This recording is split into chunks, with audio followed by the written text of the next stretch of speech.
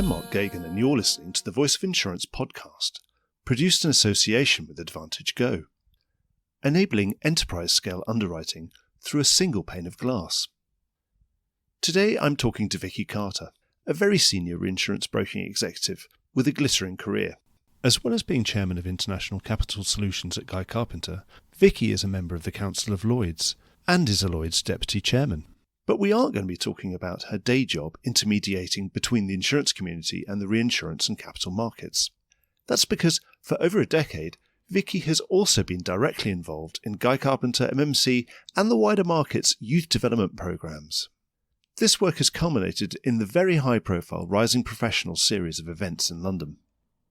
As the first post-pandemic edition is fast approaching, I decided to focus this interview on what our industry has learned from the pandemic and what plans and strategies there are to get young people's careers back on track now that the world is tentatively returning back to face-to-face working. Were there any positives from the accidental work-from-home revolution caused by COVID? And how has insurance fared versus other sectors in the great resignation that has followed in its wake? Vicky is one of the market's great communicators, and this is a typically enjoyable and frank encounter that doesn't duck any of the big questions. Enjoy the podcast. Well, Vicky, welcome back to the Voice of Insurance. It's great to be back, Mark. Thanks very much for having me yet again. Well, it's just really, really good to have you on the show. In fact, it was nearly 2 years ago. But last time we were probably talking all about the market, the hardening market, the reinsurance market and capital raising environment at Lloyd's. And this is completely different. Today, we're really talking about youth and development in our industry. So I'd like to dive straight into that because obviously we're talking about youth and development in a pandemic environment now, hopefully post-pandemic environment. I'd like to talk about how you feel that the pandemic has hit the careers of some of the younger professionals in our industry. Sure, Mark. Of course it's had an impact. There's no question about that. You know, we're a people business. We're very much an industry that engages and builds on relationships. So being remote and being at home, it's very difficult to create that. And when you're new into the market, you don't have that ability to go out and sort of move around. As I've had the fortune over the years, when I first came in, I could go out with senior people and you slowly sort of learn who people are and you build those relationships over many years. And it's a sort of fundamental part of our industry. So, of course, it's been an impact. And how do we get young people, a lot who have joined during the pandemic, how do we get them back into the office? How do we get them to meet and engage with their colleagues and to learn? There have been advantages. There are one or two advantages which have been actually clear through the pandemic. We have been able to encourage some of our younger ones to join all our calls. And if we were back working, you know, would they go out with us to sort of client meetings? Maybe some of the real newcomers wouldn't have done that. So I think from that point of view, you know, they've been exposed to conversations and they probably had a sort of broader engagement in calls and things. But that's never the same as that face-to-face contact. So you can, if you're on a Teams call, you can quietly let the junior lurk in the corner, whereas perhaps before you would have just been face-to-face or physically it wouldn't be possible to get everyone in a big meeting room. Yeah, absolutely. So, you know, it's great. And listening is a great way of learning and being exposed to as many conversations or meetings that way is obviously a huge advantage when you can't be in an office. From what you've said at the start there, it sounds to me that you are much more in favour of getting everyone physically, that there's nothing quite like physical presence in an office. I think it's very easy to forget that we are a people business. And I think the value of face-to-face communication in our industry is so important. As I said, there are lots of advantages of the virtual world. Things can be done quicker. You can bring people together a lot quicker. You don't have to wait weeks to arrange a meeting to go and see somebody the other side of the world. And sadly in many respects, everybody is available 24/7. So you can get to people a lot quicker. We'll come on to the impact of that because there's some negative implications of that. So I think that is the benefit. But I really feel that we need to encourage people back to the office. We need to get people back engaging with each other. I think, you know, talking to my colleagues when they have come back, they really have noticed the difference of those face-to-face meetings compared to doing things virtually. You get so much more out of a conversation when you are face-to-face. And is it because the virtual world was so planned, wasn't it? People working full-time seemed to have everything set into these half-hour slots. It's like, well, sorry, I'm going to end the call with you because I'm going to hop on another call with someone else, and then after that I'm going to have a call with someone else. And they're interrupted. You know, Yeah. you've got, I mean, you had some really, really funny situations. You know, there were dogs or animals, there were wives, husbands, children, Amazon delivering things. We've all been in those Zoom calls where it has been fairly disrupted by stuff going on at home. So there's not necessarily that 100% concentration when you're actually face to face with somebody in a room. So whilst some of those were quite amusing, it can disrupt the conversation in many ways. Is it also the random nature of some of the encounters you get in an office where you're just bumping into someone, you're making a cup of coffee or standing by the, epochal water cooler moments, etc.? Those water cooler moments, yeah. It's learning. And I think this is a business where you need, as a young person coming in, you need to suck and absorb as much information as you can, because that's where you really learn. And I think you're right. I mean, just walking up to Lloyd's, you bump into people en route and you'll have that random conversation, which could be so important. As you say, being in the office, socializing again, meeting people, talking to our colleagues. You miss out on the buzz, stuff going on in other parts of the market that maybe you're not aware of. And we had a breakfast this morning with some of our rising professionals, and just listening to them, how excited they are to be back in the office.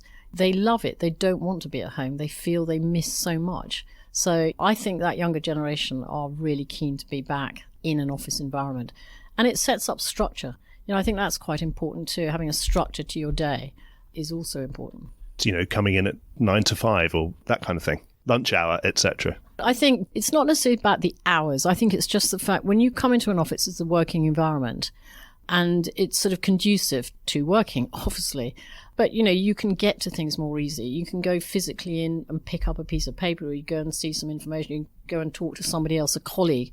Whereas if you're at home, you've got to phone around to find that person. So those sort of things take longer, and it's much more efficient actually being in the office. Would you also say some of that sort of the historical context of me being over a certain age in my profession would be that junior staff would get the benefit, whether they wanted it or not, of me explaining the whole context of why this is happening or why this is important. Yeah, absolutely. To get some of the history of some of the things. Otherwise, you wouldn't get that if you were just being shown something sort of at face value. On a screen. I remember when I first came into the industry, just walking around every single day, going out into the market, meeting people, going with senior people, just understanding how they negotiate. How do you negotiate through a toughening market? How do you broke? A lot of our young people had never been through a hard market. So just picking up tips, that was an all-important part of learning how to negotiate and how to transact the business. And you go from one underwriter who might have a very valid argument against writing a piece of business. You could use that argument in your next broke. So all those things are part of a really important learning process, which, again, you'd miss out if you were doing it virtually. The benefit, as I said, with virtual, some of the benefits that we've used to the best effect we can is including young people on all our calls. So they learn that way. But it's just not the same, in my view, and probably talking to our younger people, they just don't get the value when it's really in real time. Yeah, obviously before the pandemic, we were very much focusing for perhaps the first time as an industry on diversity and inclusion issues, and we were finally sort of getting to grips with that as an industry. Do you think that has been something that's been set back? I suppose we were dealing with a crisis, so it would be perfectly understandable if it had been set back. I think our industry has actually been very committed to D&I. I think it's done a really good job in engaging across the marketplace. And I think actually a lot of the activities have kept going through the pandemic. So, dive-in. Dive-in's become a huge success now. And that was all done, a lot of it was done virtually this year. Things like engagements like that. I know within GC, we did a huge amount around engaging with our employees, whether it was around supporting them through mental health challenges and the stresses of being at home and being in lockdown, which some people found very, very difficult. We did a number of things. We did things for their kids. We did gym classes. We had sort of mental health first aider networks. So I think we actually went over and beyond. I think we were more engaged because we were more conscious of keeping people connected while we were during lockdown. So I have to say, I don't think that's been really impacted negatively. I think, if any way, we were more productive around that. Well, that's very, very good to hear. Another thing that's risen out of the pandemic has been, it's another media phrase of the great resignation, perhaps this point of reflection where people are sitting at home realising perhaps they they wanted to change careers or do something different and make the most of things when they came out of lockdown and make the most of the rest of their lives. How do you think insurance has fared in that great resignation? Do you think we've done better than other sectors? I think the whole of the financial services has been impacted. I don't think the insurance industry has been any worse affected than any other part of financial services. I think what we've learned from that, Mark, is we've got to provide a much more conducive environment to young people. We've got to make them appreciate that this is an industry that actually they can get really involved in some of the really big topics that matter in the world. And I think, if you look at the generation, they're passionate about those topics. So I think we've got to get better at explaining how we tackle those challenges and how they can get involved. So I think that's one of the things. I think the other thing is what that generation want is they want a much more flexible working life. So I think we've got to adapt to that. The world is changing so fast. And I think the younger generation coming through are very different to how we led our lives when we first came into the industry. We have to adapt. I mean, our industry is all about adapting to changes. Who would have said a few years ago there was going to be a pandemic? Who would have said a few months ago that we were going to have this horrendous situation happening and developing in the world? So there's always something we have to adapt to. And I think the working environment, making probably a better work-life balance is going to be something very important and very important to attracting talent. Flexible working hours. People have suffered enormous stress through the whole pandemic of working at home, doing long hours. And I think, Zoom calls have been great on one hand, but you're always available, as we've touched on earlier. And that means it can be a very, very long working day. And I think that's put some degree of pressure on some employers who haven't been able to handle that sort of stress so well. So I think giving people the ability to have a better work-life balance is going to be very important. And that's something you've backed here, is that a lesson from the pandemic. Obviously, before the pandemic, there would have been a large percentage of CEOs who have said, you know what, when someone asks me, can I work from home, I sort of assume that they mean they don't really want to work. They've got something better to do. And of course, now with the pandemic, we've proved that wrong completely, that actually, of course, everyone can be perfectly productive from all sorts of places. So do you think that hybrid type model where people are in 3 days a week or something like that is going to be the right sort of balance? Yeah, I think it is. And I think we're all learning as we go along. But I mean, what we've adopted here is a 3 and 2. We expect people to be in 3 days a week and 2 days they can work flexible. I think, look, there's a degree of trust with employees. If you don't trust your employees, there's something wrong in the relationship. And, what we've found is actually people have worked incredibly hard. And I think one of the things we did last year at GC is we gave our staff a half day on Fridays through the summer period, which I think went a long way to show our appreciation and management for the work and effort they put in. Results speak for themselves. We've had a fantastic year. And as a result of that, I think it's nice to reward people for their hard work. That sort of appreciation is important. And I think giving that people that flexibility, it can change people's lifestyles. Can they afford to move slightly further away from London because they don't have to commute 5 days a week? And some people spend hours commuting. Does that give them a better work-life balance? If they're at home for a couple of days, can they get more done? Sometimes people can actually work better from home because it's a quieter environment than maybe an office. So I think it depends on the individual. It depends on the team they work for. It depends on the attitude of the individual as well. Is your attitude, therefore, much more less about worrying about input? Are you here 5 days a week? Does it matter? More than about the output, obviously. Absolutely. If someone's working from home and then they're a placing broker and they're not placing any business, then presumably that's a problem. That is a problem. But if they're in the office and not placing business either, it's equally a problem. Absolutely. It's more matters about whether they're placing business. And the people who work, and sadly in life, there's always going to be one or two who probably take advantages. But I think generally on the whole, people are sensible. And I think people will do the work when there needs to be the work. And that's important. So I suppose those same people, less trustworthy and less hardworking, when they were all in the office, they were hiding in bars and restaurants or going on business trips and having days off. They get found out ultimately, and they're just not going to get on, are they, in their careers? So I think it's down to the individual. But I think flexible working will absolutely be a part of future life, not only in the city, probably in an awful lot of industries. So just to get this really clear before we move on to anything else, do you think some of the younger professionals have had their career dented or their career prospects slightly dented by what has happened in the last couple of years or not, do you think? I think it's been really tough for them. It's a staggering number, but apparently across MMC, we've employed 5,000 new employees, which is an extraordinary number. And those people, a lot of them have never been into one of our offices, which is tough.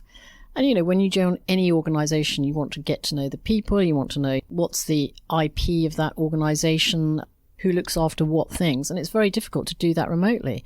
So I think from that regard, it's hard. And I think a lot of the really younger people coming in, maybe from university, they don't know how to sort of get into that work mode in the office. They've never been in that sort of environment. So I think it's tough for them, and they need to come in to sort of understand that.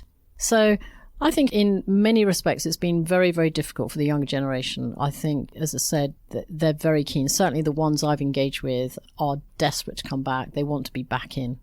Is there the feeling that they won't be able to get promoted until at least they've been in the office with everybody else? I think they're hungry. They're hungry for information. They're hungry to get on in their careers. And I think they feel frustrated at times, and they miss the social interaction. I think, it's a big part of our industry. We're a very social industry. And I think they miss that. And so I think there are a number of factors that has been tough for them. It's a bit of a big question. We're always in this industry, we're always talking about this war for talent. Yeah. And do you think we're fighting that war hard enough in insurance? There's definitely a clear challenge of bringing good talent into this industry. I think one of the things we do really badly in the insurance industry is sell what we do. And if you go out to most young people today in universities and schools and you say you're in insurance, or how about thinking about insurance, you can imagine them conjuring up a pretty boring impression of what the industry has. Yet this is an industry that touches everything to do with society. And it's probably one of the most dynamic industries, because everything that's happening in the world, and the world is changing so fast, our industry is involved in. If you think about it, how diverse we are as an industry. And getting that message out to young people, I think when they see that and they understand, it could be anything from all the fascinating things going on around technology at the moment. You look at how AI is being used, whether it's in agriculture, in medicine, it's fascinating. Some of the new products coming out. And I think it's an area where we need to make people coming into the industry, or people we want to attract to the industry, we've got to make them realize that a very different skill base is going to be needed in the future. I think it's not going to be the same old type of talent we need. We're going to want very, very different skill sets in the future. And I think opening up the eyes of, whether it's at universities, whether it's schools, to how this industry is a really fascinating industry to be in is so important. And I'm not sure we're really good at it. I don't think we do enough to promote it. Sell the idea that they're going to actually solve some of the world's biggest problems. Absolutely. We've seen the younger generation are passionate about climate, what's going on with climate, saving the planet, things around ESG, all those, topics that are so hot at the moment. Those are the things they're passionate about. And this industry is making huge strides around trying to find solutions to that, trying to find solutions to ESG, trying to manage the volatility created by climate change.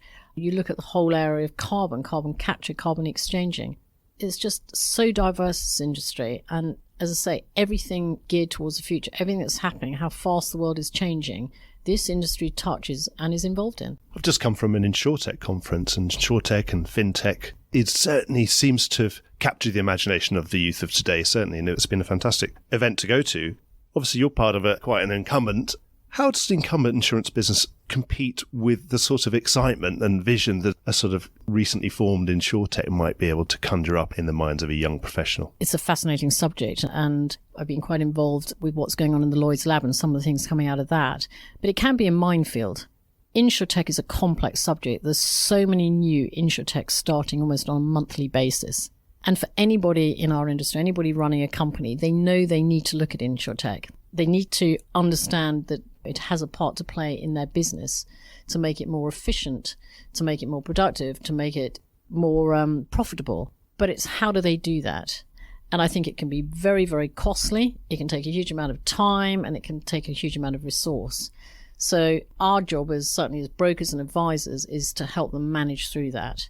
And I think that's a challenge, but I think we're making huge strides in there. I mean, we've certainly set up an interesting business called GC Genesis, which helps our clients sort of maneuver through that very, very difficult world of tech and where it's valuable. And I think what we'll see a lot more of is, rather than companies go out and buy InsurTechs, they'll partner with them.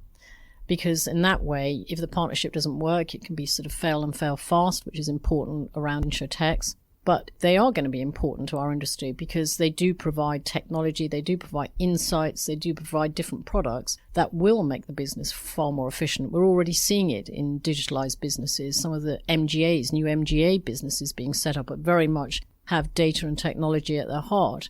And that's cutting the chain, cutting the costs, which are way too high. It's one of the challenges of the industry. How do we make businesses more efficient?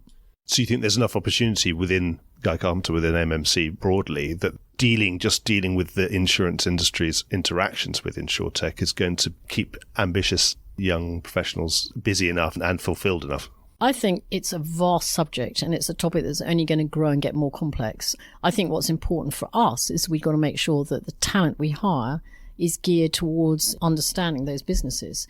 So we're going out and populating our company with people from very different skill sets, whether it's Google, whether it's some of the big technology companies like Microsoft.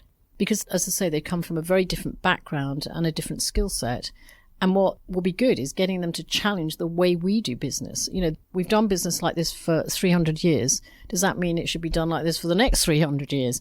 Absolutely not. And our industry is all about keep challenging to do things better. And that's what every board should be, is being challenged as how do you make your business more efficient? Do you have enough challenge, do you think? Do you have enough incentive to keep innovating? Absolutely, we have to. If we don't keep innovating, then, you're on a lost cause. You've got to keep innovating. You've got to keep adapting. You've got to keep evolving. That's, to me, is the key of a successful business. It's really important. If you don't, you're going to get left behind because businesses that do that have already proved, using technology will be more successful.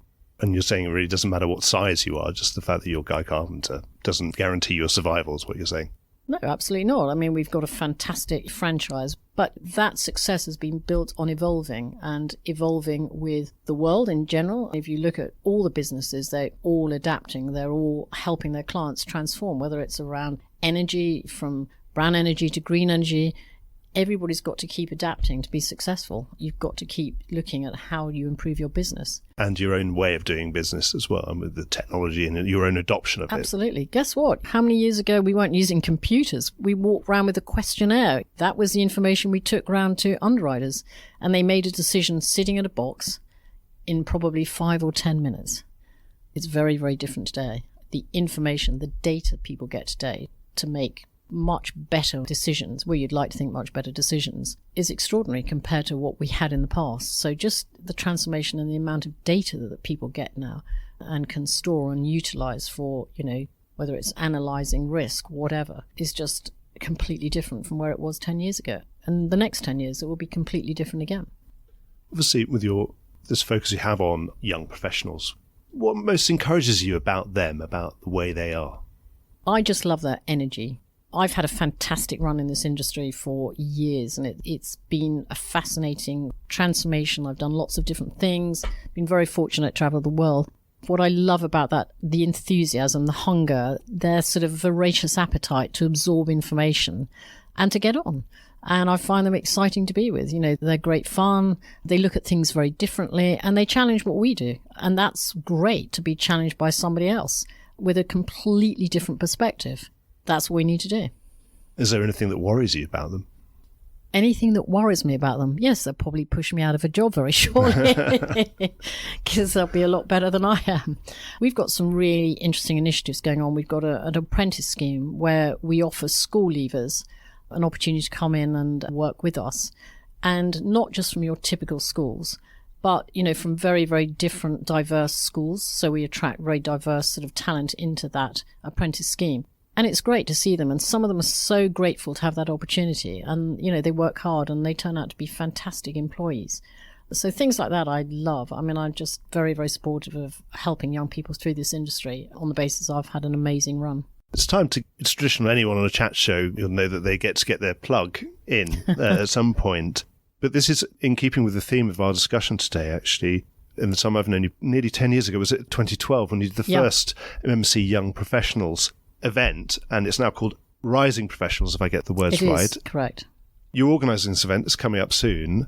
Tell us about it and tell us how it's going to be different from other events, because I've experienced this event and it's been a brilliant event with incredibly high-ranking speakers and with great insights, and something that I thought was very far-sighted of MMC when you started doing it 10 years ago, and obviously you've been fully instrumental in doing this. Tell us all about what this latest 2022 edition might be like. Well, it will be the best one to date, Mark, and it's always a challenge. How do you better previous ones? But again, it's really important. I think it's probably this year more than ever, the value of bringing young people from right across the industry together is going to be more valued than it's ever been in the past, just because of what we've been through with pandemic and all we've talked about earlier today. So to me, having a chance to get them together and then to offer them the ability to listen to really world-class speakers on all the critical topics that are facing the industry, to give them a different view. To have that opportunity as a young person to listen to some of these speakers on all these topics is, I never had that opportunity, and I think anybody would value it. So what are the topics we're going to touch on this year? We're going to have speakers on true entrepreneurialism. We've got a phenomenal speaker who's done the most extraordinary things in his career. So that will be great. And he's passionate about inspiring the next generation. We're going to be doing a really interesting session all around climate change, carbon capture, carbon exchanges, carbon futures, which again, I think a lot of people hear about but have no idea how they work. So I think that will be really interesting. We're doing a whole detailed session on cyber, all aspects of cyber. We've got some phenomenal speakers coming in from the other side of the world on cyber, all areas of cyber. We will be talking about the changing sort of economic landscape and what's going on in the world geared towards things like terror, which I think will be great. We've got a great speaker lining up to talk about diversity and inclusion all around sort of ESG, what's going on. We've got the E part, obviously, with climate and carbon. The S bit often gets sort of forgotten, so we want to touch on that with the D&I. And we've got Dan Glazer will also give a speech. He's a phenomenal speaker, so you never know what Dan's going to talk about in his session. John Neal's doing a piece about Lloyd, so we've got a fantastic, I think we've sort of touched on most of the key topics. What's the overarching theme? The theme this year is navigating an extraordinary world.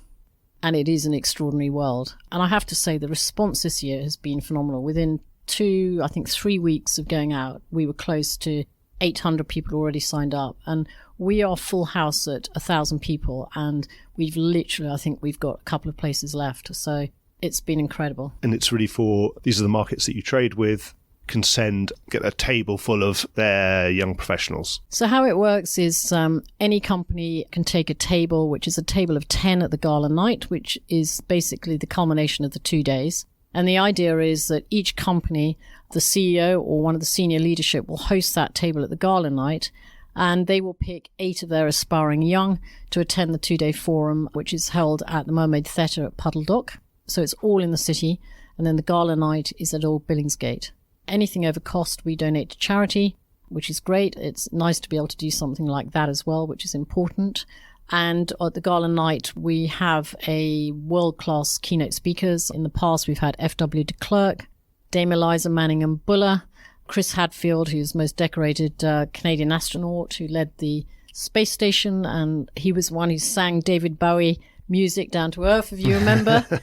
And we will have another world-class speaker. And then we've got 2 sensational pop acts this year, which is going to be quite cool. But we don't disclose that till the night. So that is the surprise. You had JLS and Craig David in previous editions. Craig David, we've had Rudimental, and we had the Kaiser Chief. So it's been as you know, Mark, it's a tough lineup to better that. So the pressure's on, but hopefully we'll have done it again this year. I'm looking forward to my invitation, Vicky. Absolutely, Mark.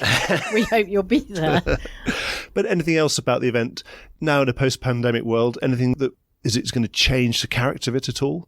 I think it's, for me, the important thing is making sure we cover the really critical topics that the industry faces and addressing those with, some different views. I think that's really important.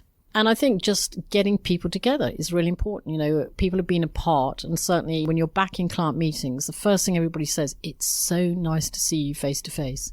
So having 1,000 people in the industry all together on one night will be great fun. And I think it'll be a tremendous event, and I'm really excited about it. I think it'll be raucous. So how do people get involved to snap up some of those remaining seats? They can either email myself if they want to.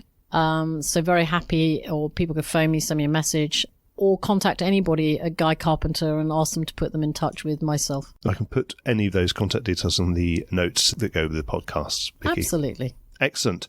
Well, I've run through all my questions. I just wanted to thank you so much for coming on the show again, Vicky, and good luck with this event. Well, I don't think you need I already know how good this event has been in previous editions, so just as long as you can live up to what you've done before, then you'll have done extremely well. The pressure is on, Mark, but I hope we won't disappoint.